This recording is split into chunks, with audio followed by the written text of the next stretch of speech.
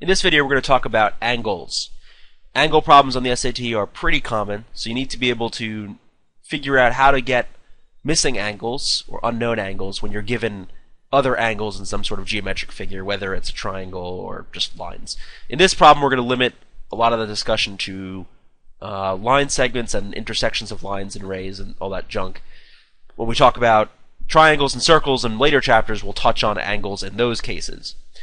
So let's go ahead and start by talking about two segments intersecting. Well, actually, you know what?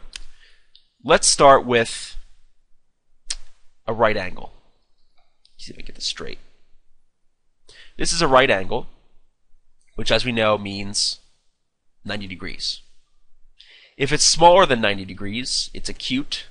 And the way you can remember that is it's really small, really tiny, so it's acute angle. So acute, like a cute puppy, acute angle, really small and tiny. The other one, when it's bigger than 90 degrees, so this is less than 90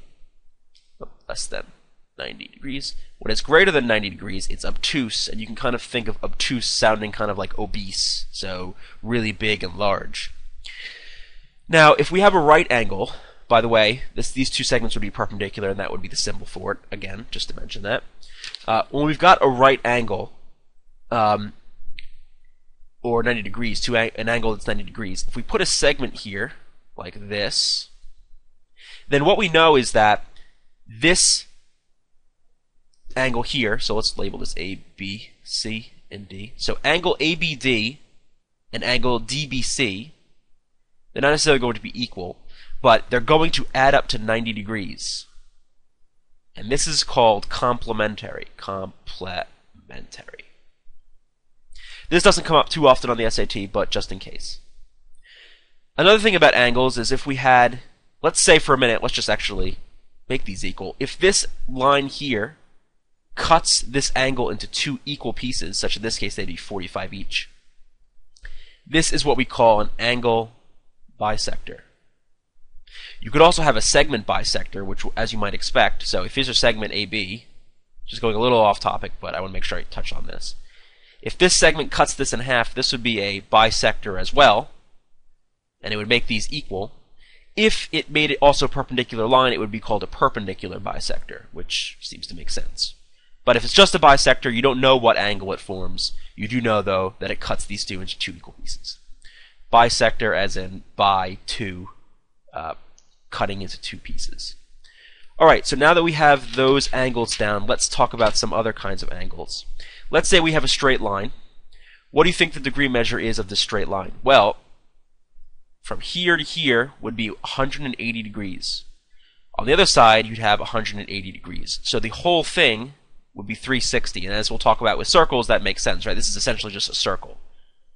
So if we look, though, let's erase this for a minute so we don't confuse the issue. If we look at this straight line, we know this is 180 degrees. You can kind of think about this as a, coordinate axes would have this as well, right? This would be 180 degrees. If I put a line, say, right here, what would the sum be of these two angles? Well, originally the whole thing was 180, so the sum should still be 180. So this is the origin of supplementary angles, and this is very important. So two or more angles that are kind of sharing this line, sharing this straight angle is 180 degrees. Two or more angles that share this straight angle add up to 180, right? So if two angles are supplementary, that means they add up to 180. If we get at a third here, right? These three are now going to add up to 180. I can add a fourth, or I guess a fifth that would be, 1, 2, 3, a fourth, right? That would be four angles that add up to 180. It doesn't matter how many lines I draw here. They're all sharing this one line. That's kind of, you can see here in purple. So that means they all must add up when you sum them to 180. What else do we got? Well, if we've got two segments that are like this, these two angles here are equal, or congruent, because they are vertical angles. Same thing, these two here, 2, 3, 1, 2, 3, would also be congruent because of vertical angles. So whenever you have two lines intersecting, you kind of form two equal pairs of angles. Now, so these things come up quite often, so you should really be very comfortable and familiar with these. One other thing that will come up is what happens when you have parallel lines. So let's take two lines. Not quite parallel. Okay, good enough. Let me just erase this part here just to make it a little even. Alright, let's say you've got two lines, L and M. And let's say I tell you that L is parallel to M. Now, again, on the SAT, you can't make, and really on any geometry test, you can't make any judgments about lengths, like exact lengths, about degree measures, or about whether lines are parallel unless they tell you. In this case, I told you that line L is parallel to line M, and they certainly look it, but you can't know for sure that they're parallel unless you're told it, or if you figure it out by looking at some other data that they give you. This is especially true if they say figure not drawn to scale. If they say below figure not drawn to scale right here, that's a good sign that they're going to try to trick you with what the picture looks like, and you can't really trust the picture. You got to trust what the problem tells you. So let's say I cut this line with this line right here, and this is called a transversal. You don't really need to know that, but just in case, that will help you jog your memory. What happens to the angles that are formed here? Well, let's just take a look at this little box right here of angles. We know that this angle is going to be equal to this angle because they're vertical, just like we talked about above. And we know that this is going to equal this. Similarly, down here, this is going to equal this, and this is going to equal this for the same reasons. Now, what about the relationships between these angles? Now, you might have remembered from your math class things like alternate interior angles, corresponding angles, alternate exterior angles, stuff like that.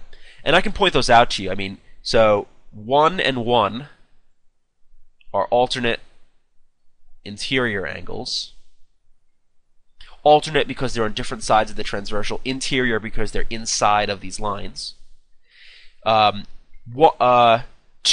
and 2, and again, 1 and 1, these would be true. This guy and this guy would be alternate interior angles. 2 and 2, and this guy and this guy. So 2 are what's called corresponding angles. And you can see by my colors that 1 indeed does equal 1, and 2, the green, does equal the green.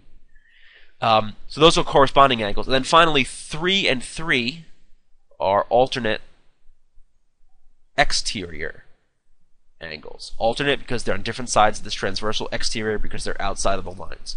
Now, you could memorize that, but I find that to be, it's a little bit annoying to have to memorize that.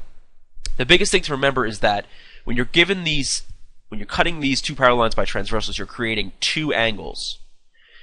Unless this line is perpendicular and they're all equal to 90, you're creating one angle, in this case the green, that's less than 90, and one angle that's bigger than 90. And the angles that are less than 90, so the ones that are marked by green, are equal to each other, congruent. The ones that are bigger than 90 are also equal to each other. You can also think about it this way. Let me just kind of redraw this so I can give you a zoomed in view. Let's say here are two parallel lines, and here's our transversal. Make that a little straighter. Think about this line's coming in, and it hits this line at some point that forms, a certain angle. Well, guess what? When that line comes in down here and hits this line, it's hitting it at the same angle, so it's forming the same angles because these lines are parallel. That is kind of the origin of this alternate interior angles. Notice that these are corresponding angles. And then because they're vertical, this is just going to equal here, which means this equals this. There's your alternate interior. And this guy is going to be equal to him, and he's going to be equal to this guy, so there's your alternate exterior angles. So the easiest way to remember these is just that the acute angles equal the acute angles in these, and the obtuse angles equal the obtuse angles. And I think that's pretty much all I've got to say about angles.